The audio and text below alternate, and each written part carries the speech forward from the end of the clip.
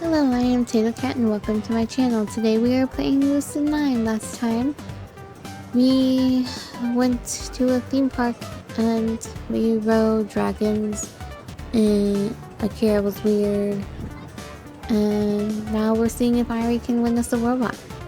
And that's where we left off. Let's continue.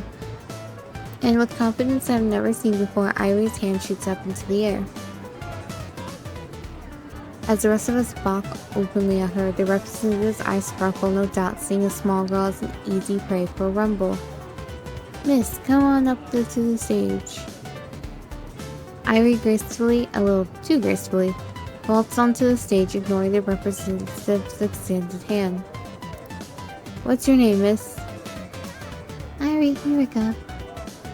I see that you're wearing the academy uniform. What year are you in? Second. And how are you finding it? Hi. Great conversationalist, I see. So why do you want to try a hand against Rumble, if I might ask? Irie stares blankly at her hands for a long moment. Uh-oh, she might not know what try your hand actually means. I'm not trying. Whoa. What bold words. Miss Hirga claims that she doesn't even need to try against Rumble. I'm pretty sure that's definitely not what Irie meant. Rumble, what do you have to say to that? The insect believes itself to be king over insignificance. And Rumble's retort just as strong. Well, folks, are you excited or what? The crowd cheers, egged on by the representative's skilled hype building. I find myself wishing for Irie to crush Rumble to the ground. Irie has a tough road ahead of her. I'd used the wrong voice for Elizabeth, that's fine, though we don't care about her. That rep is just twisting her words, man. It builds hype. It's exciting in my opinion. Come on guys, let's root for Irie. Rip, rip, ree, kick him in the knee. Hey, Rui. Give me an A. A. Give me an I. I. Give me an... Shush, they're talking. The disorganized team cheer immediately dies down as the representative pulls the microphone back to her lips. Let's see what the bot our challenger will select for herself. Miss Hirga, feel free to pick any of the bots from the row. Irie contemplatively paces down the row, stopping from time to time. It feels less like she's struck with indecision and more like she's examining the bots down to their basic molecules. Pick the coolest one. Pick the cutest one. Pick the most effective one. Pick the one you can beat them with. Pick the most innovative one. Pick a peck of pickled peppers. Akira, you never fail. You never. Irie ignores the incoherent din from our group and eventually settles on a humble, boxy little bot at the end of the line. The crowd goes completely silent, in shock at her decision.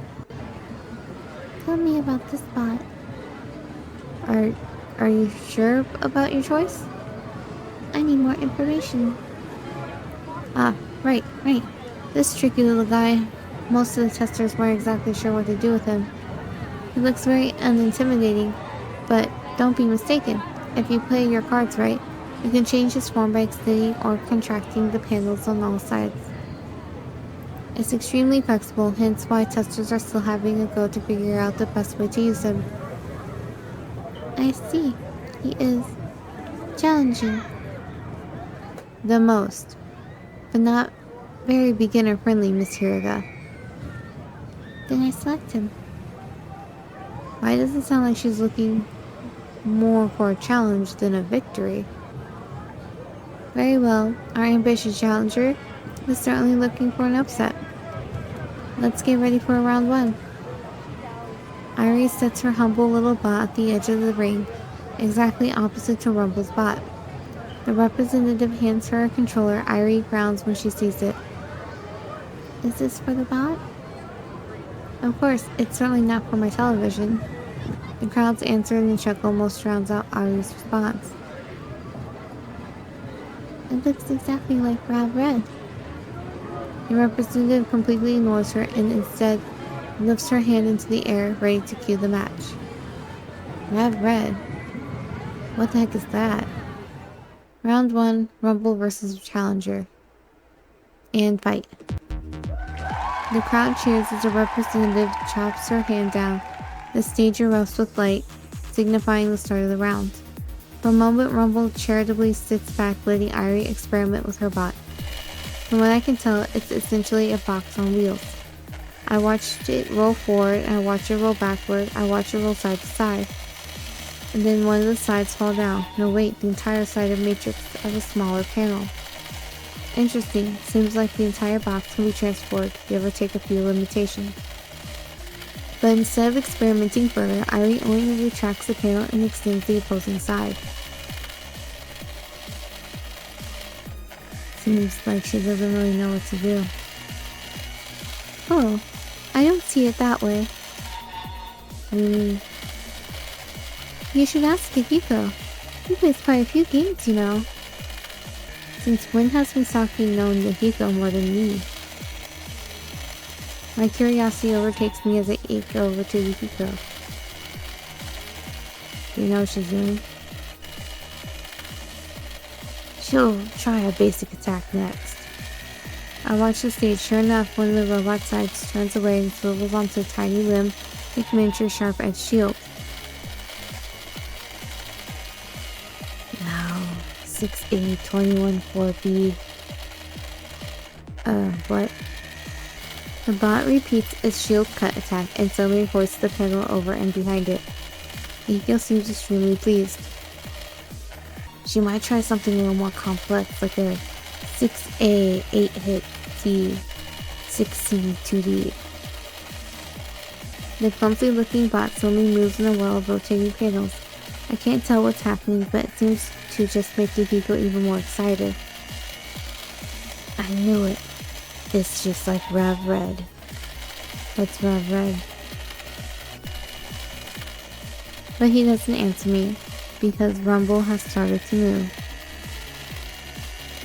His bot elegantly skates around Irie's, which is still rolling cheerily around and flipping its sides. One quick sharp blow sends the poor boxy bot crashing straight into the edges of the ring. Oh, that's one's goddess theme. The bot shakily rights itself and starts reeling away from Rumble, tearing around the ring like a panicking civilian in the middle of a war zone. Even as it bleeds, I see Irie experimenting with some structural changes, like extending, flipping, and morphing its panels to create different shapes. She doesn't even try to land an attack on the Rumble bot. Basically, she's trying to understand the bot's identity. She's going through its moves systematically. Do you think she has a chance? Only if she finds something really unique that beta testers would never expect. Unfortunately, it's at this moment when Rumble predicts Irie's walk path and flies at her bot, crushing it decisively to the ground. The representative whips down her hand as its segments inside the bot piece back together. The winner of this round is Rumble. The crowd politely claps. It's clear that, to their eyes, Irie doesn't have a fraction of a chance against the experienced beta tester. But I saw some promise in the way she was messing with the form of their bot. A bot with structural changes. As you can see, it takes only a few seconds for a bot to repair itself. No more long waiting between rounds. Players, are you ready? Irie nods quietly, a faint smile flicking across her face. Rumble says nothing. Round 2, and fight. This time Rumble immediately explodes into action. His bot leaps gracefully at Irie's. Irie barely manages to swerve it away before the ground where it was standing is angrily dented. Rumble's assault is relentless. He never allows a single second for Irie to recover, chasing doggedly after her bot without a break. Not once does his bot lose its footing or crash into the wall. Such is the extent of his control. And then, right before his latest jump is about to crash into Irie flattens her bot into half its original width and swerves the masses of panels, narrowly dodging Rumble's strike. She takes a split-second required for Rumble's recovery to bounce back to original size, slamming panels straight in Rumble's back, an unhurried, smooth combo. And now Yahiko's not found. Yahiko grins widely as Irie's bot pummels Rumble around in a terrifying wall pin. Dude, her combos are slick. I should fight her sometime. As he's finishing the sentence, Rumble's bot suddenly shimmers and gives off a short pulse of energy, sending Irie's bot flying back. Dude, I didn't know these bots had bursting.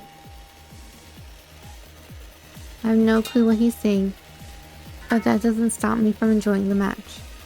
Irie is clearly getting the hang of her bot. She changes into diagonals, L-shaped patterns, and even faux curves to dodge Rumble's attacks. Sometimes his bot lands a glancing blow, but it is never severe enough to catch her in combo. Finally, she manages to curve around his bot and slam one final combo into his backside, sending it crashing into the ring. The crowd claps, but this time they seem much more impressed. Even the representative looks surprised. Solid display, challenger. This round goes to you. Rumble's face is completely motionless. He doesn't even look dismayed. Dude, next round's gonna be so intense. What do you mean? You'll see. Within seconds, Rumble's bot has reassembled itself and returned to its original position. Irie smiling in utter satisfaction, as if she'd completely forgotten the audience exists at all. Maybe she's just having fun playing with the bot. The final deciding round, ladies and gentlemen. Will Rumble be able to redeem himself, or will the challenger score an unprecedented underdog win? 3, 2, 1, fight! If I thought the last match was intense, this one was a blur of color and emotion. It's clear that Rumble is no longer holding anything back. His bot moves with crazy speed, but above all, a total control of precision. Irie's movements are clearly rougher. Even though she's mastered the structural reorganization of her bot, it almost looks like she's not used to 3D space. Come on, Irie, you can do it. The fate of the world rests on your shoulders, chosen one. Irie barely skates out of Rumble's favored landing combo, but she turns sharply as her bot stumbles away. Rumble's lips twitch into a smirk. It was an honor. May your time draws to an end. May you make your peace. And he hits her solidly, sending her bot flying into the air. Yahiko winces. It's over. Air combos into the ground pound. As Rumble leaps after Irie, she flattens into a vertical plank that better cuts through air resistance, falling before he can land a blow. Although surprised, Rumble reorients his bot to hold out its foot for a single devastating dive kick. I don't see how she can get out of this. Trying to change forms and move will take too long, but she can't move while she's still a plank. And if she does return to her usual form, the kick will put so much heavy damage on the bot that I don't see it recovering the match. This must be the end of the series. Then I see Irie's finger flying over the controls, and her boxy bot rapidly disassembling into a condensed brick. And then I understood. As Rumble's bot soars forward, the foot extends, ready to strike the killing blow. Irie's bot melts into an indestructible brick, settled onto the ground, biding its time. And then, just at the right moment, Irie mashes her hands on the controller. The metal brick springs upward, slapping right into the Rumble's bot and sporing. As if in slow motion, Rumble's bot sails into the air, flipping into a perfect double axel, head over heel, right over the bounds of fighting box, and plummets in the middle of the audience. Silence stretches on the crowd, tries to process what just happened. The mic drops from the representative's hand, barely and mercifully muted in time before it hits the stage. Rumble stares blankly at his controller as if he's trying to wake himself from a dream. Irie stares blankly at her controller as if she's suddenly and uncontrollably hungry. fists of our cheering team are stopped mid-pump in the air, looking like we're in the middle of a half-hearted fistfight. And then, the winner of the round, and therefore the set, is Airi Hiraga, the new challenger. The representative numbly stammers these words, still in shock. Another moment of dead silence passes, and the crowd erupts into cheers. Man, Airi's awesome. You like Airi. She did it, dude. Look at the moves. Look at the plays. Airi, what was that? She won. She really won. That was incredibly impressive. Ha, the tiny one's got some surprise up her sleeve. And I scored a perfect shot of the winning moment. Airi stands to her feet with broad smile, bowing politely at her opponent. Rumble doesn't seem the least bit irritated. Truly, on this day, we have met well in wartime. Challenger Airi. He bows his head in respect, solemnly walks into the crowd to pick up his bot, and disappears behind the stage. Wow, how incredible! Despite all odds, it seems as if the challenger has come away victorious. Miss Hiraga, what are your thoughts on Miss Hiraga? But Airi has already walked off to the edge of the stage, seemingly ignorant of the representative's queries. She quietly leaps down, only to get swarmed by her group. Good job, Airi. That was amazing. You really showed them. How were you able to understand the system so quickly? The controller plays just like Red. And this the whole time, if you have to stop and think about it, Yahiko was the genius here.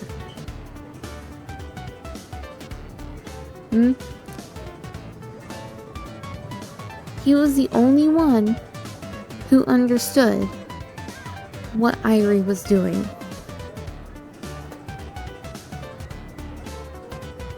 My mind is blown.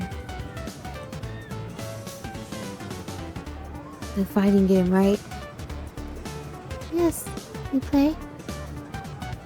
But of course, you see, Red Mecha Warriors actually the inspiration for the designer of President J. Graves' bot. Just like all roads lead to Rome, all of Yahiko's comments lead to Grover Mecher. I see. Perhaps we should play sometime. She sounds hesitant at the idea, but I can't discern why. Maybe she doesn't want to play with Yahiko. But then she wouldn't make the offer in the first place. I'm down. They walk back down the road, chattering eagerly about video games of all things, completely ignoring the hapless representative. Come to think of it, wasn't Airi supposed to win one of these robots? Not that she seems to care. I wonder if we should accept Airi's robot for her. Not our choice, Miki. I know. I lead the group back to the map, showing some mercy on the poor representative. After all, her higher-ups can't be too happy about bargaining a newer prototype on a whim. It's probably best if we let this be, considering that the only person who deserves to care is Airi. And Airi, well, she seemed happier about playing with the bot than actual victory itself. Airi and Yahiko are already waiting for us by the campus map. Dude, you guys are so slow. Maybe you're just always in a rush to go places. Some people like leisurely walks. Leisurely walks? We don't have time for that. Look at all the stuff we've got to hit. Yoma, my minion, lead us on. You have good head for efficiency. Do we really have that much stuff to explore? I take a look at the map to verify what we have left. So, we get to do more things? Am I gonna have the chance to do all of the things? Because at first I was like, oh yeah, I can choose one thing. And then I have to use that one thing to go after the person I'm trying to do. But it seems I have more and more options. Is this just going to continue until I run out of stuff? That's one of those choices that seem like they mean like something but they're not really purposeful. Okay,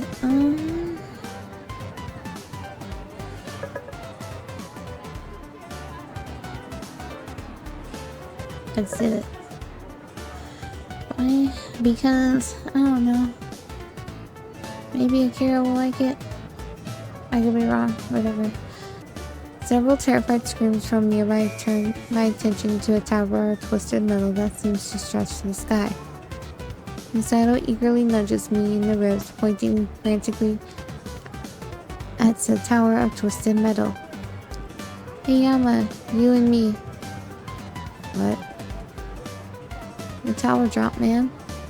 No. There are more elegant ways of suicide, you know. It ain't suicide, it'll be awesome.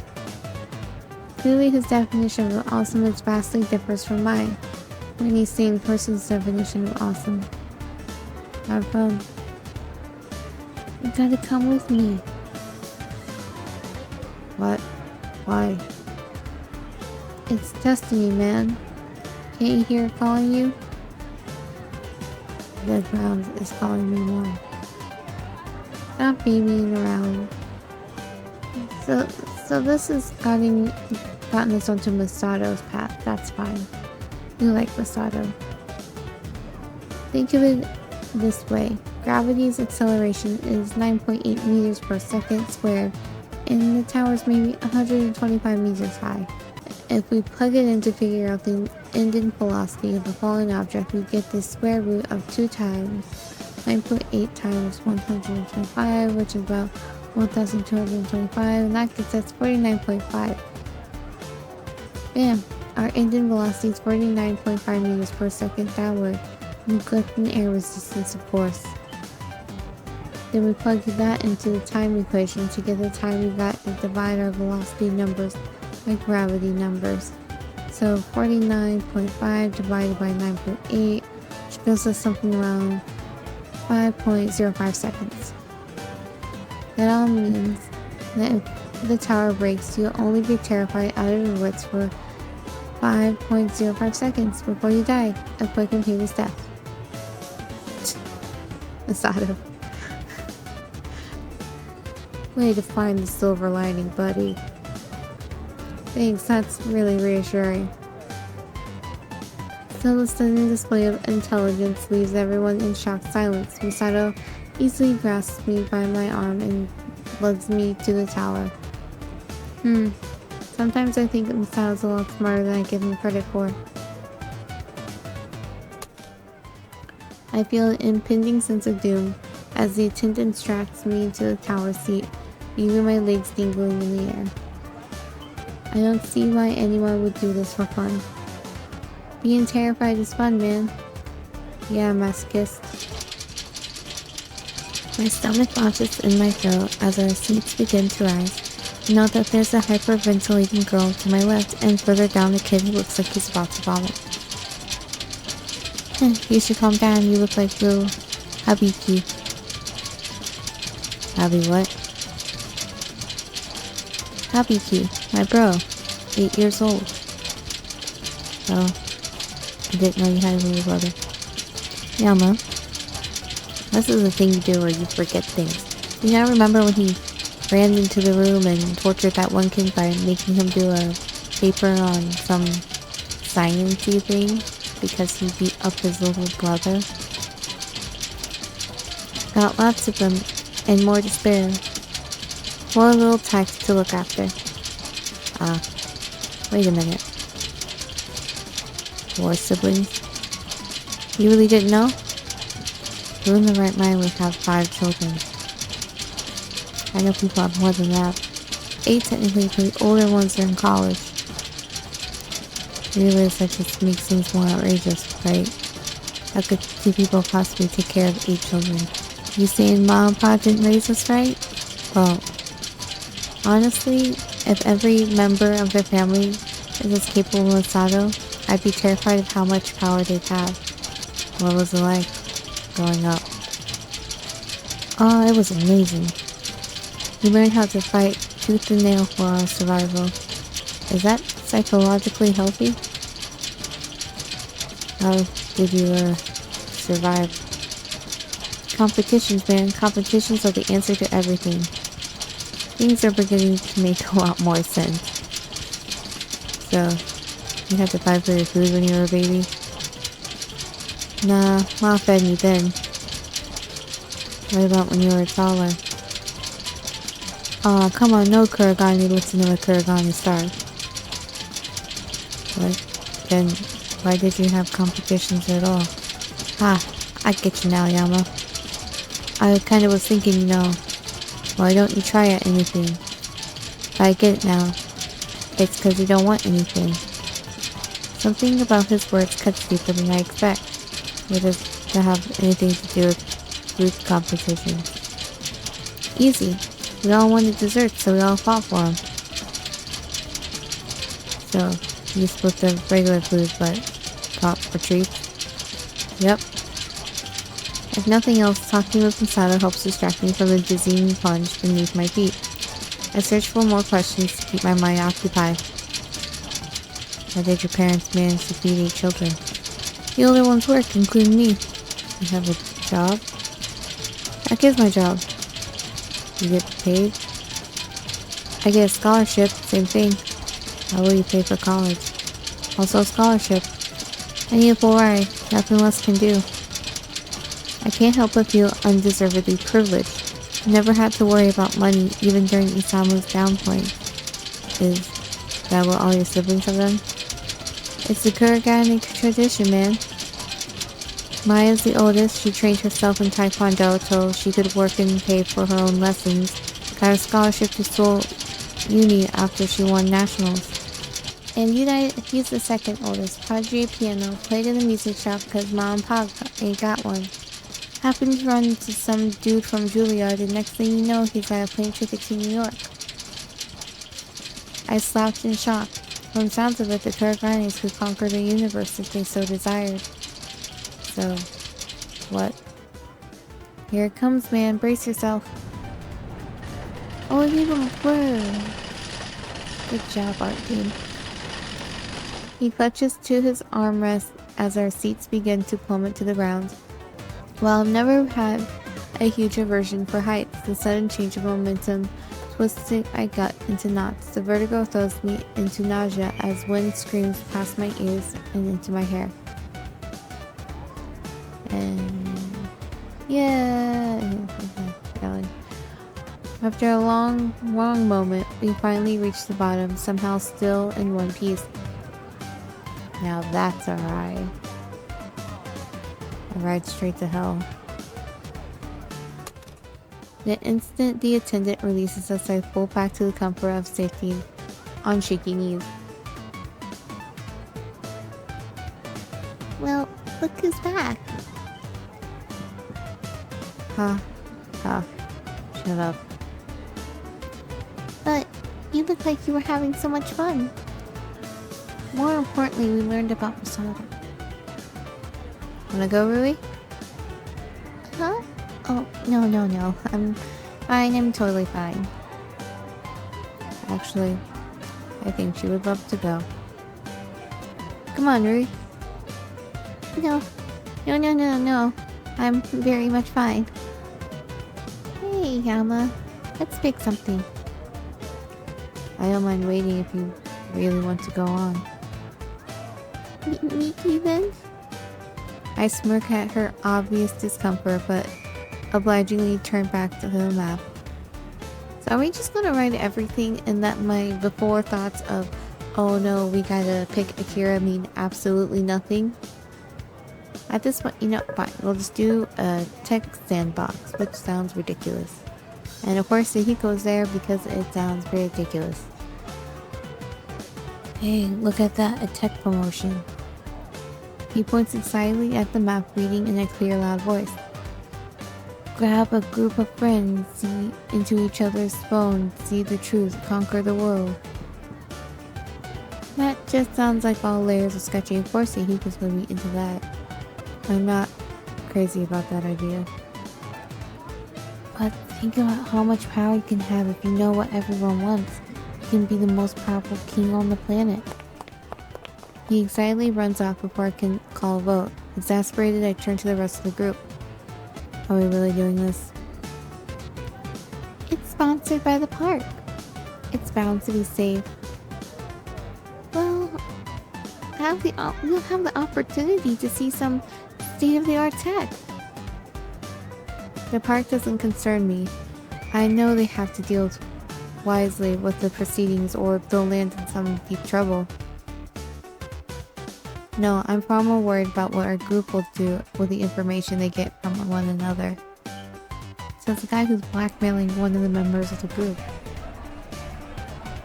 Another background. I like this background. It's really simple, but I like it. You got the glare going on from a shiny floor. A little individual things that are in Japanese, and it is a Japanese game, so that takes, well, it is a game that takes place in Japan. This is a good background. Much better than the one outside. We dropped into the tidy, air-conditioned facility falling on Yahiko's hips. The area is full of commotion, primarily from other young adults laughing, shouting, and clearly trying to embarrass each other with freshly gathered dirt. Everyone guessed who Yukiko likes. Shut up. Yeah.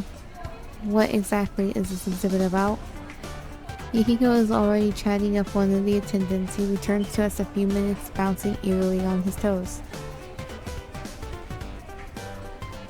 Okay, so here's how it works.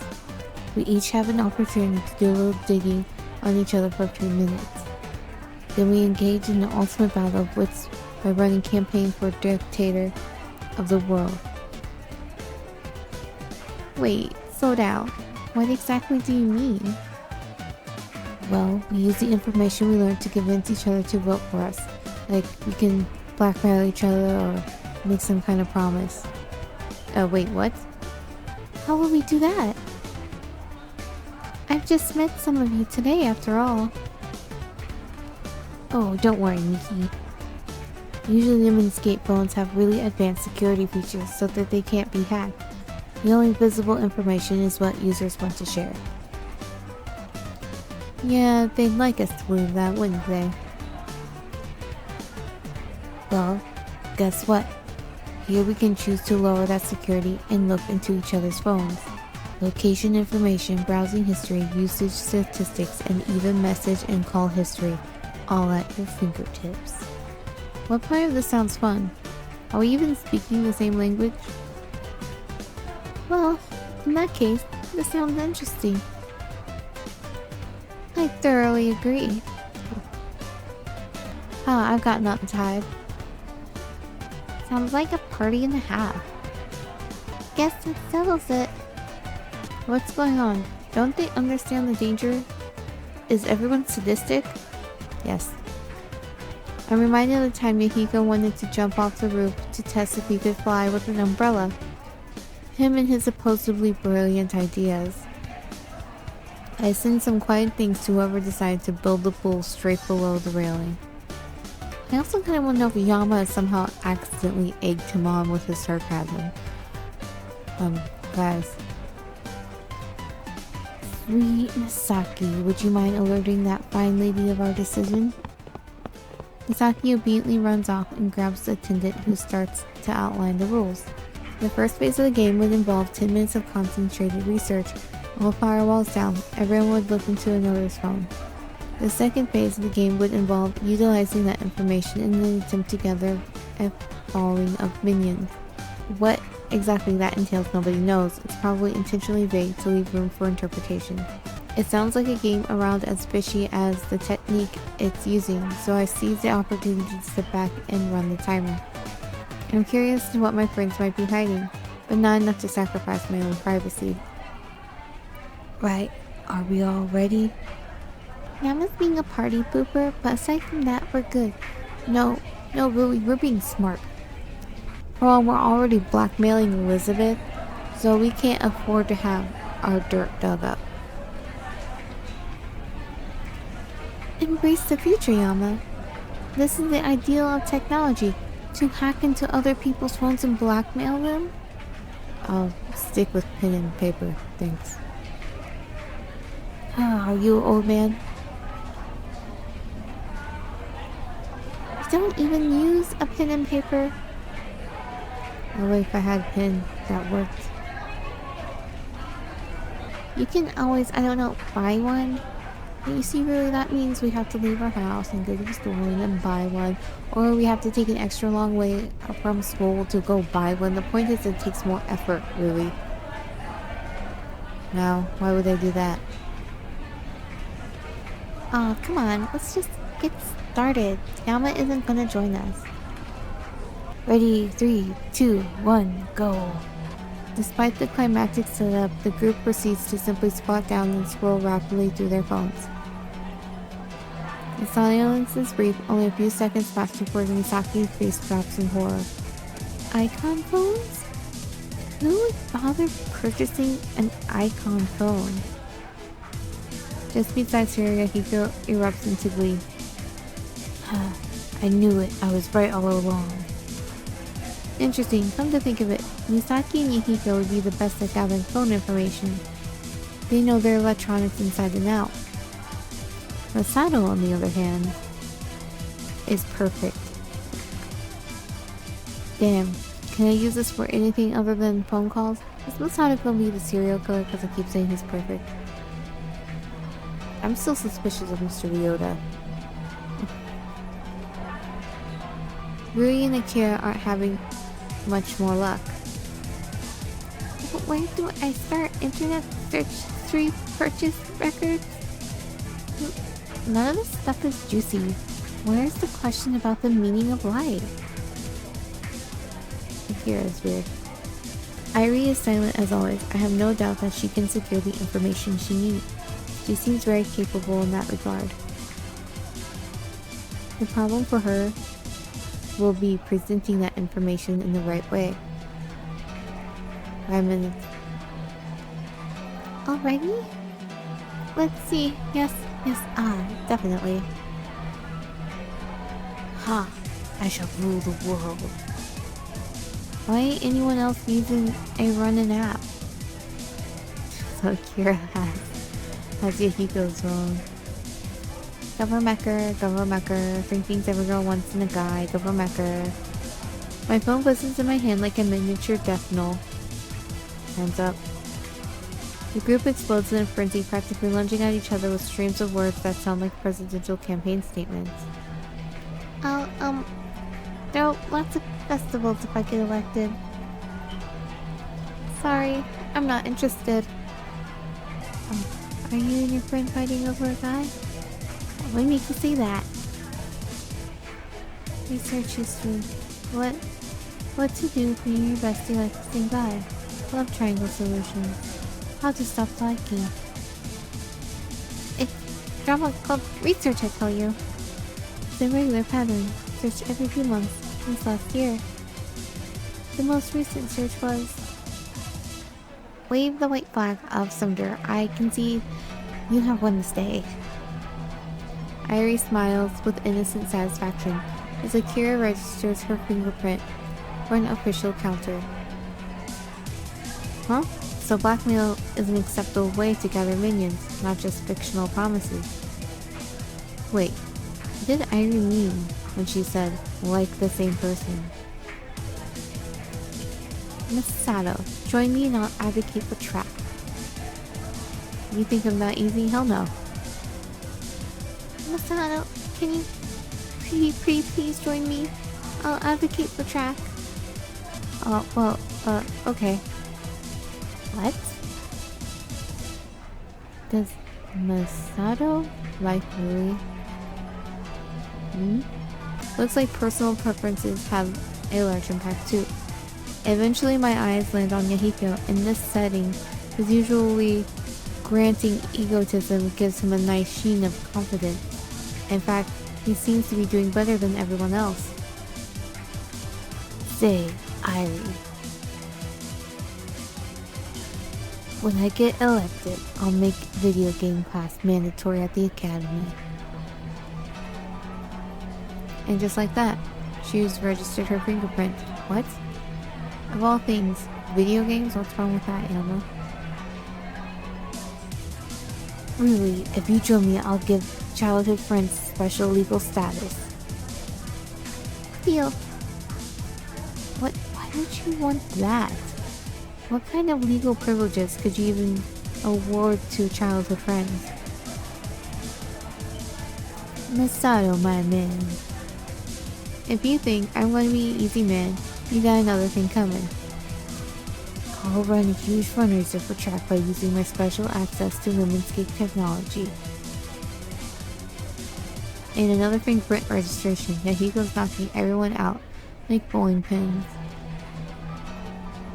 Elizabeth, I'll make Yama take private tutoring for the rest of the semester. Well said. You earned my vote. Elizabeth, I'm both shocked and not shocked at all. Wait, at this rate, Yahiko will be the winner. Akira, I can provide lessons on love and... Don't say it. Take my vote. Take it. His last opponent is Misaki, who's also been disturbingly productive in the campaign game. She greets him with a smile. I'm not easily overpowered. Neither am I, Misaki. Shall we draw our swords simultaneously? A duel amongst the dancing cherry blossom. What is this, a samurai flip? They crouch forward slightly like they're going to physically lunge for each other's throats. Okay, we'll end this episode here. And we'll see how the battle of hacking each other and blackmailing each other to win the fake presidential election will go. I'm tatocat. If you haven't already, like, comment, subscribe. Have a wonderful morning, evening, afternoon.